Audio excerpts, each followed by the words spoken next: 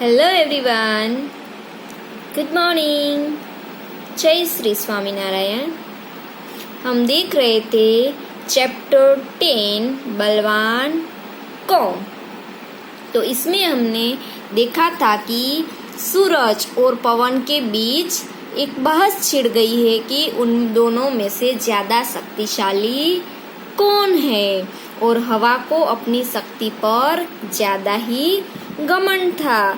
उसको ऐसा लग रहा था कि मैं ही सबसे तेज हूँ। और फिर एक दिन हवा ने सूरज के सामने ये शर्त रखी कि कंबल ओढ़कर जो व्यक्ति जा रहा है उसका कंबल कौन पहले उतरवा देगा, वो ही हम दोनों में से शक्तिशाली माना जाएगा। तब सूरज ने हवा की शर्त मान ली और सूरज बादलों की ओट में छिप गया और उसने हवा से अपनी ताकत दिखाने को कहा। हवा ने अपनी ताकत दिखानी शुरू कर दी। वह बहुत तेजी से बहने लगी।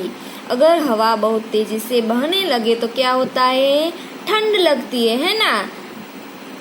हवा तेज चलने के कारण उस आदमी को ठंड लगने लगी। क्या लगने लगा? ठंड लगने लगी। उसने अपने कंबल और अच्छे से ओढ़ लिया। हवा ने देखा तो वह और तेजी से चलने लगी और थोड़ी ही देर में उसने तूफान का रूप ले लिया। यहाँ पे चित्र में दिखाई दे रहा है, देखो पत्ते उड़ रहे हैं, पेड़ भी हिल रहे हैं, है ना।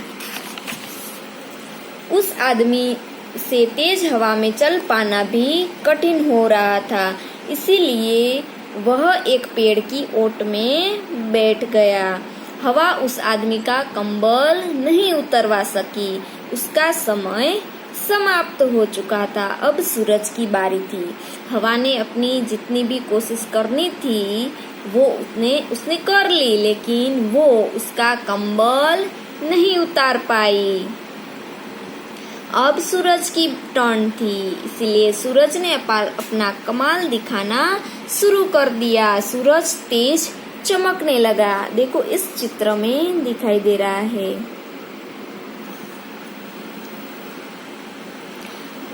और सूरज बहुत ही तेज चमकने लगा। धूप तेज होने के कारण उस आदमी को गर्मी लगने लगी और उसे पसीना आने लगा। यहाँ चित्र में दिखाई दे रहा है ना, आदमी को बहुत ही पसीना आ रहा है। थोड़ी ही देर में उस आदमी ने अपना कंबल उतारकर अपने कंधे पर रख लिया। यह देखते ही हवा का घमंड टूट गया। उसने अपनी भूल स्वीकार करते हुए सूरज से कहा कि वास्तव में तुम ही अधिक ताकतवर हो। हवा ने क्या कहा? कि तुम ही अधिक ताकतवर हो। तो यहाँ पे हमारा ये चैप्टर पूरा होता है। चलो इसके शब्दार्थ देख लेते हैं। बहस यानी झगड़ा। किसके बीच झगड़ा था? सूरज और हवा। ओट यानी पीछे। शक्ति यानी ताकत। दोनों में से कौन ताकतवर है? तूफान यानी तेज हवा। जोर से हवा चल रही हो तो हम ऐसे बोल रहे हैं ना, बहुत ही तूफान है आज तो। घमंड यानी अहंकार। भूल यानी गलती।